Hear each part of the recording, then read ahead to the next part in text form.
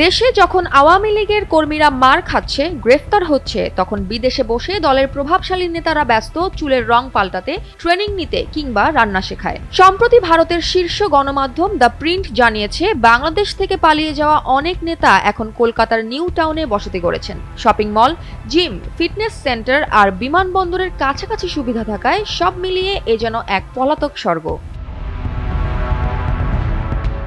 প্রতিবেদনে বলা হয়, সাবেক স্বরাষ্ট্রমন্ত্রী আসাদুজ্জামান খান কামালও নিউ টাউনে ভাড়া নিয়েছেন একটি বিলাসবহুল অ্যাপার্টমেন্ট। স্ত্রী এবং কন্যাকে নিয়ে তিনি বর্তমানে থাকেন কলকাতায়, আর সেখান থেকেই প্রতি সপ্তাহে দিল্লি যান দলীয় বৈঠক এবং রাজনৈতিক মিটিংয়ে।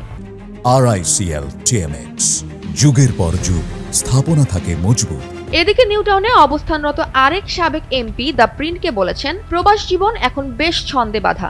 ভোরে উঠে নামাজ, তারপর আরেকজন ফ্ল্যাটমেট মন্ত্রীর সাথে জিমে ওয়েট ট্রেনিং, সব মিলিয়েই বেশ আরামায়েশে দিন কাটছে। যদিও বাসার গৃহকর্মী ছুটি নিলে রান্নায় বেশ ঝামেলা পোহাতে হয়, তবে ভিডিও কলে স্ত্রী শেখাচ্ছেন রান্না। মজার ছলেই তিনি বলেন, দেশে ফিরলে হয়তো এবার শেফই হয়ে যাব।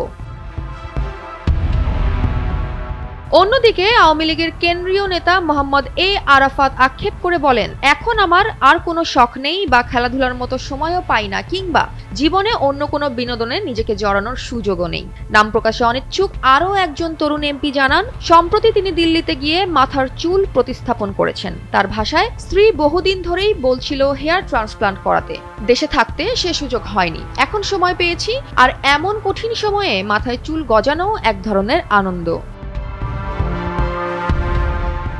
দেশে যেখানে কর্মীরা দৌড়াচ্ছে প্রাণ বাঁচাতে, সেখানে বিদেশে নেতারা দৌড়াচ্ছেন ফিটনেস সেন্টারে। কেউ কালার করছে চুলে, কেউ বা বানাচ্ছেন হেলদি ডায়েট। দেশে কর্মীদের যাই হোক, বিদেশে বসে নেতারা আরামায়েশে জীবন কাটাচ্ছেন। নেতাদের জীবন থেকে শখ আহ্লাদ মোটেও কমেনি। আরো বেশি শৌখিন ও অলস জীবনযাপনে অভ্যস্ত হয়ে যাচ্ছেন ফ্যাসিবাদী আওয়ামী লীগের পলাতক এসব নেতারা। কেউ কেউ বলছেন দল বিপদে, কিন্তু আসলে বিপদে পড়েছে শুধু মাঠের কর্মীরা।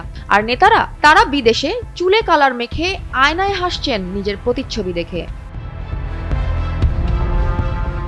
জয়া হাসান, NPB।